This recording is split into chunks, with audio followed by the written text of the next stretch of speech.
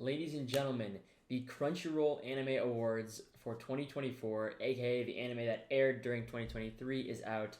This award show is known for its clownery. It is always terrible, but I thought it'd be cool to go through the nominations and vote. You know, this is an anime channel after all, so we're gonna go through some anime content. I am gonna start from the back of this list and work our way up to the big awards. I don't like starting big and then ending small. I also might skip some. You know, there's some things that I haven't watched, some stuff that I don't know, stuff like that. So yeah, I think we're just gonna jump right into this. Let me make sure I'm on the right one. Alrighty. We'll start with best voice artist performance in English. Now, I am, if you know me, I'm a dub hater. I think there's only one good. I think there's a few good dubs, and I only think there's one dub that's better than the sub, and that's Full Metal Alchemist Brotherhood. But I have heard clips of all of these beforehand. When I saw the nominations, I looked up some of them. I'm gonna have to go with Ichigo here for Bleach, just because I think that's maybe this is elitist of me, but when I'm rating a dub performance, I rate it almost on how close it is to the sub, because I feel like the sub is supposed to be the original iteration of the character. That, or if the dub just completely blows me away. But I'm gonna have to go with Ichigo here. I have to sign in. Hold on. Okay, I signed in. We voted here. We're going next now. Now this is where I can actually provide some input. I think I'm between these three right here. Nothing against the rest of these performances. I think Anya's performance is actually pretty good, but I don't think the role of Anya allows for a voice actress or actor to like express their talents. You know, the vocal range isn't that expressed. These two I was like relatively unimpressed with. They were just pretty good. Mayumi Tanaka deserves some props for her longevity. I mean, she's like reaching 70 years old, and Luffy's voice is still phenomenal. But I don't think that compares to the powerhouses of these two right here. And I think I'm gonna go. My gripe with Yuki Kaji and his role in Eren is actually it's not a gripe with him, it's a gripe with the character, where Eren becomes a lot more expressive in the final season of an Attack on Titan, which is what this is right here. And you don't get to see Yuki Kaji like do his like screams and his breakdowns, which I feel like is his greatest power as a voice actor. Whereas Yuichi Nakamura got to do that in this season of Jujutsu Kaisen, and I think he did a fantastic job with both teenage Gojo and present Gojo. So I think I'm gonna vote for him. Next, best ending. I actually don't really listen to endings that much, but I think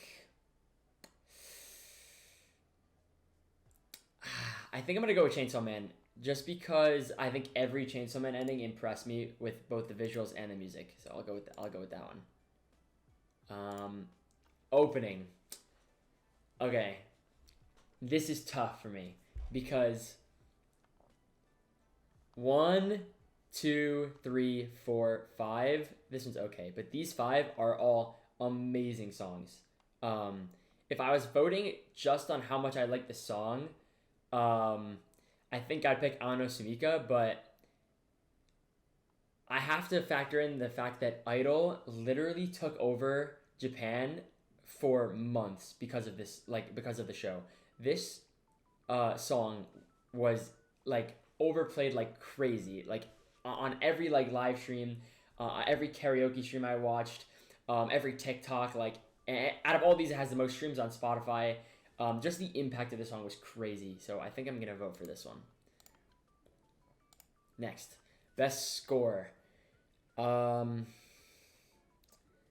This is a tough one because Suzume has the movie production, and Bocchi the Rock is a show about music, right? So it had a great score, but I think when you bring back Hiroyuki Sawano to Attack on Titan, you just get the mix of current Attack on Titan with the old Attack on Titan that everyone loves so much. So I think I'm gonna go with Attack on Titan here. Next. Best anime song. Is this not? Oh wait, okay, I went the wrong way, I think. Hold up. Yeah, I did. Did I skip one? Oh wait. Oh, okay. This changes things. Ending sequence, opening sequence, anime song. Okay. Song is okay. I was a little confused. I think song is just includes everything, and uh, is more so for the song and not the visuals, I guess. I'm still gonna go idol though, for the same reasons that I just explained. I don't like I said, Crunchyroll is known for its clownery and its nominations. Why have those two categories? Whatever. We're going next. Must protect at all costs character. Um, Anya, am I gonna get crucified for saying I find Anya really annoying? Um, Maybe I will. Maybe because I think the show is boring. Bochi is or Bochi and Boji. That's funny. Both great picks. I don't like the Pochita pick at all. Kind of a not if you know the manga, you know. But I think I'm gonna go Boji. I like Boji a lot. He's a great example of like an impairment in anime and how to do that well. Like he's deaf, so and mute. Best supporting character. Um See, the definition of like supporting character gets lost here because like you could almost argue that Gojo's like the main character in this season of Jujutsu Kaisen, and in the first half of the season, Geto I would argue is kind of not really actually the antagonist, but I guess he is a supporting character. But if this is just if this is just means oh, I didn't know you could see a description. This category celebrates a supporting character like they were number one. They come in all shapes and sizes, but the best among them can shine as brightly as the main character counterparts. Okay, I think that description completely juxtaposes what a supporting character is supposed to be. They're not supposed to shine as bright as the main character. They're supposed to support the main character. But judging based off the description of this category, it has to be Gojo because he literally was the main character this season. So, best main character. This year, I'm not picking Denji, by the way. If you know me, I think Denji's a pretty lousy and sloppy main character. I don't really like him that much. Thorfinn, admittedly, I have not watched Vinland Saga. Bochi is great, but it's, you're comparing to giants here. So let's start with Mob. The finale of Mob Psycho, a great character progression for Mob, but the season was a little weak compared to the other two. Eren Yeager had his conclusion as well, and Attack on Titan went down in history, but I think the ending to his character was a little snuffed out by the lack of dialogue. I know a lot of people complain about how we don't really get to see his thought process through the whole of the last multiple end part seasons, whatever you want to call them. So I think that's a valid criticism. The One Piece fan in me, I think, just has to go Luffy. I mean, spoilers, but this 2023 for Luffy was huge. Gear 5, Advanced Conquers Hockey, taking down a Yonko, becoming an emperor. The Wano arc finished. We got to see the last episode of 2023. We got to see his dream, or like him proclaim his dream. I think he's just the best main character out of all of these. No question. No questions asked. Slice of life. Horimiya, I think, is doing a good job of expanding its universe because the main story, in my opinion, is really boring. But I think it falls a little bit too heavily into romance to be considered like slice of life, even though it is slice of life, but you know what I mean. Skip and Loafer was really good, but I would be lying if I said these were all as good as Bochi. Bochi just absolutely destroys the rest of these, I'm going to be honest. Not only did it have a hold over the anime community for like all of its airtime, I still see this character everywhere, and I just think it was really good. So we're going Bochi. Best drama. What does Crunchyroll classify as a drama? Let's see. These anime convey something essential about the human experience. Their mastery of building and relieving tension. That's okay. Sets fans on the edge of their seats, feeling all their feelings, and compelling them to invest deeply into the characters and their stories. I think Oshinoko has some great characters, but the premise of the story is so far-fetched that it's kind of hard to like engage in the narrative. So I'm not going to vote that.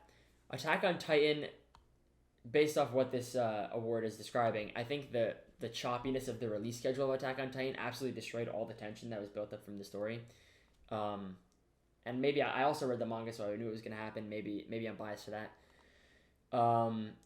2 Year Eternity, didn't really have me on the edge of my seat. I was just sad. Haven't seen Vinland. Haven't seen this one. Heavily Delusion. Heavenly Delusion, man. This show came out of nowhere and absolutely impressed the crap out of me. If you have not seen this, it's only like 12 episodes. I really recommend watching it. Every episode I was like super excited. Watched it as soon as it came out on Crunchyroll. Literally amazing. I'm going with this one. I really hope it gets a second season because I absolutely loved it. Okay, moving on. Best fantasy. Let's see what fantasy is. Imagination, creativity, a bit of magic. Don't take us to the original worlds. They craft deep original universes. Okay. If you're watching this and you know me, you know Mushoku Tensei is in my top 5 anime, manga, light novel series of all time. But this season, admittedly, was, in my opinion, the worst stretch. I think Mushoku Tensei's seasons 3 and 4 will absolutely take over the anime industry. It's going to become a giant in the industry because it is so good. But this season, not only did it lack the world building, it just lacked the action that is in fantasy. And the second half hasn't even come out yet, so I'm not going to vote for that. Hell's Paradise was a good take on fantasy, one that I hadn't seen before, but I think the production really lacked, and also I didn't really like the pacing of the story. Ranking of Kings was great, but this is the spin-off. I didn't watch this one. Now I'm between these two. Can you really consider Demon Slayer fantasy? If you can, I'm gonna vote Demon Slayer. I think this was the weakest season of Demon Slayer, and it was still good.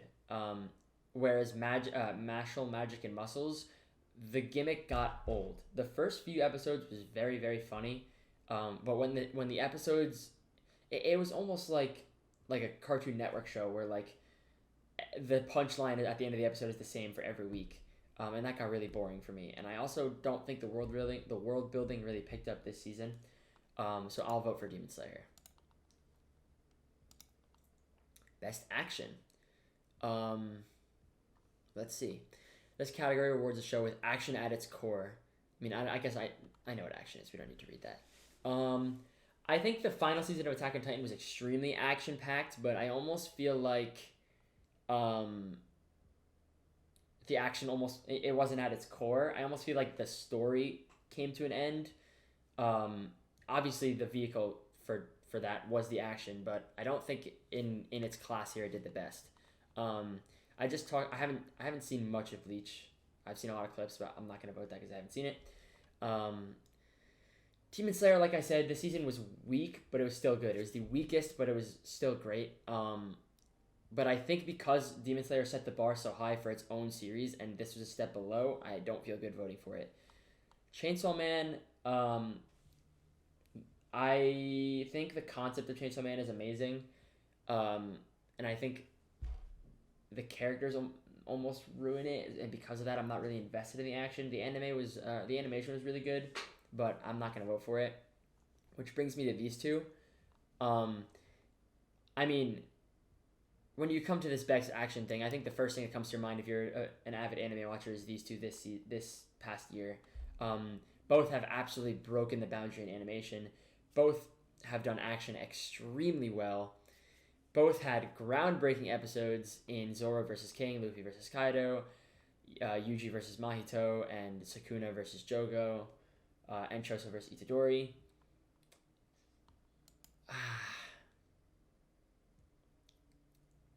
This is really tough for me.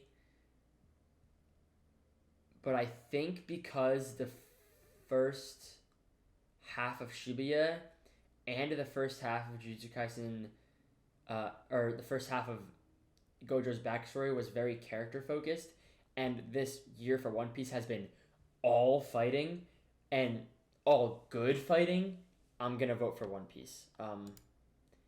I also think episode of the year belongs to One Piece. That might be controversial, but I'm gonna vote for One Piece.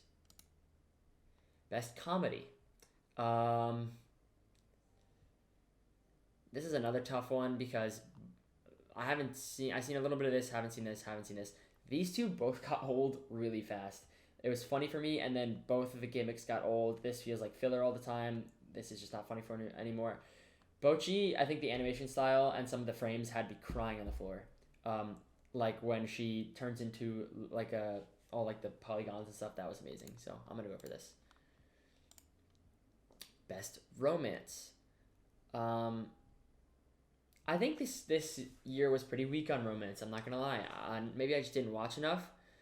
But I think I'm just gonna send Skip and Loafer without thought here. I don't think anything else was much that good, and I'm not a big Horimiya fan. So best art direction. I'm not gonna vote Hell's Paradise because the AD was really poor in some of the episodes. Psalm 100 looks really cool with the kind of like the 3D effect on all the characters, almost like that kind of like blur. But I'm gonna stick with these four because I think they're industry giants and they did a really good job. Let's start with Chainsaw Man. The art direction in Chainsaw Man I thought was really good, and I know a lot of people criticize it because they say it differs from the manga.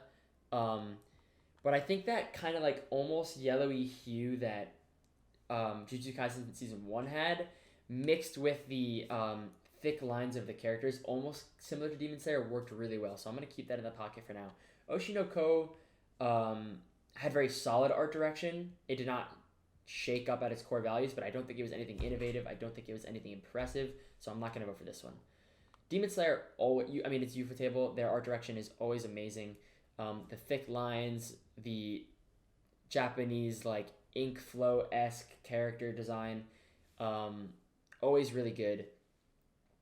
But at the end of the day, I think I'm inclined to vote for Jujutsu Kaisen Season 2 here. Not because the art direction itself is better than these two, but because of the switch they made was a huge leap in their anime. I think Season 1 was good, and with the new director in Season 2, they buckled up and decided to change it to more of like a flowy, sharper style. I guess that's contradictory. More rounded, but the lines are thicker, I would almost feel like. And I think that worked really, really, really, really well. So I'm gonna vote for this instead of Chainsaw Man. Yeah, I mean, the characters just look more like themselves this season, so I'm gonna vote for that. Cinematography. Now, what does Crunchyroll call cinematography? Let's find out. Focuses on the composition of individual scenes. Okay, so lighting and composition. This one is just not even close. Except I haven't seen Finland, so I'm saying not even close amongst these five. I'm going to give you a second, and what do you think I'm about to pick? It's not Demon Slayer. That might come as a surprise to people. I think Demon Slayer, the composition is very good, but I don't think the composition is as good as it was in Season 2, where the composition blew everyone away. I also don't think it's Jujutsu Kaisen, even though the composition in some episodes was fantastic. It wasn't consistent.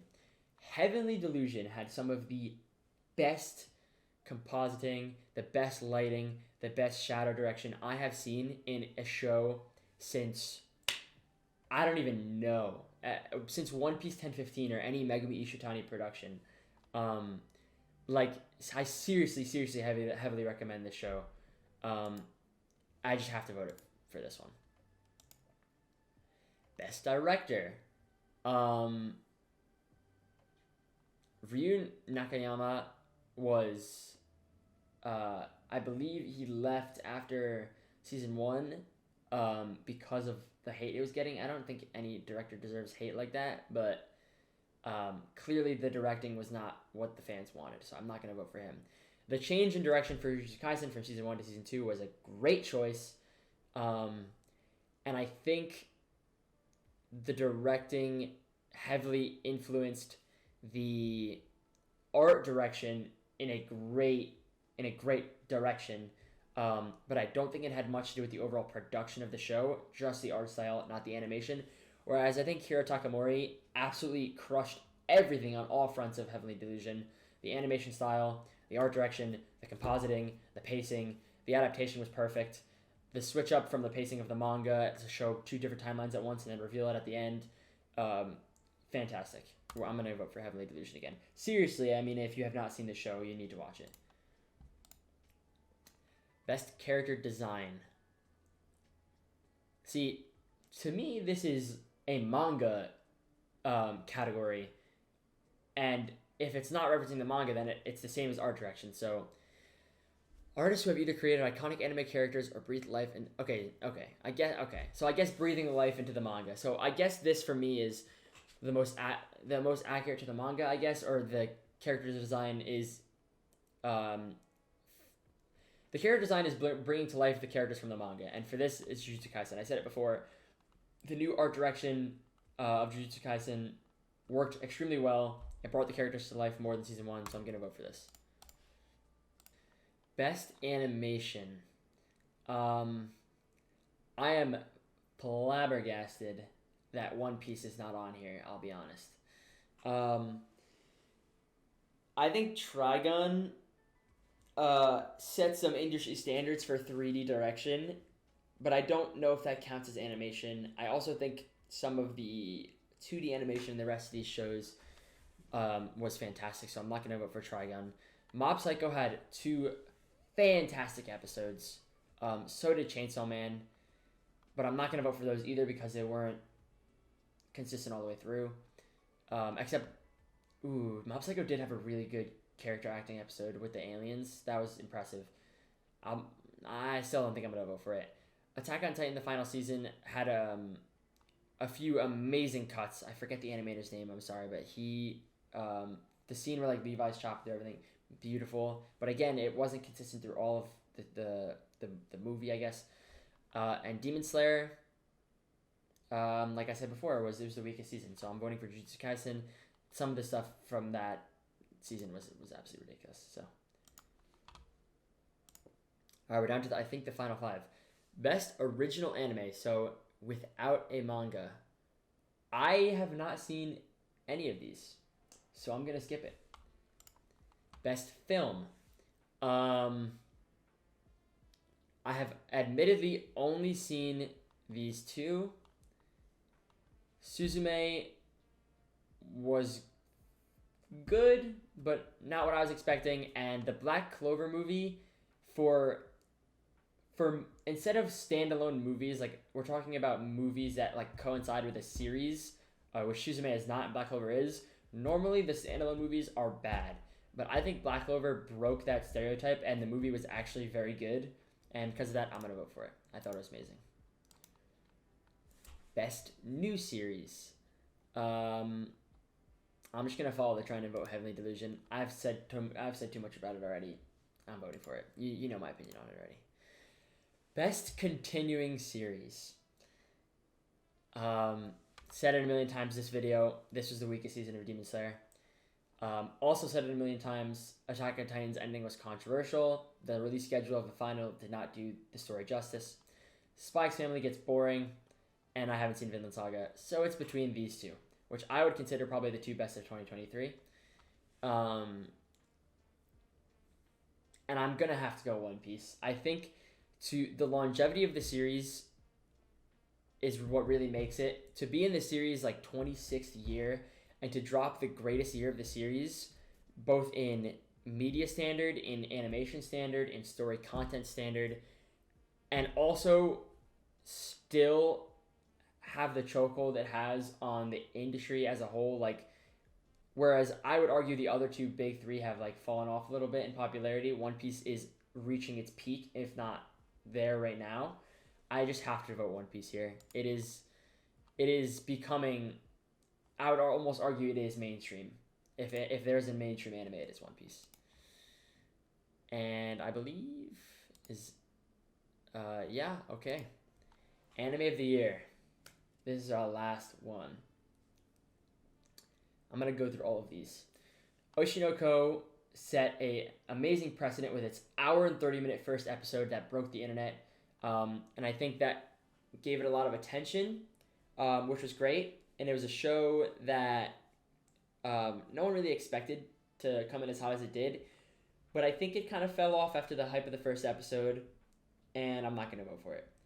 Bocchi the Rock was a great little pocket of anime that people found themselves loving, and I think that's really cool. But I don't think it compares to the rest of the giants on this page. Vinland Saga Season 2 I haven't seen, but I don't think it got nearly as much traction as the rest of these 3.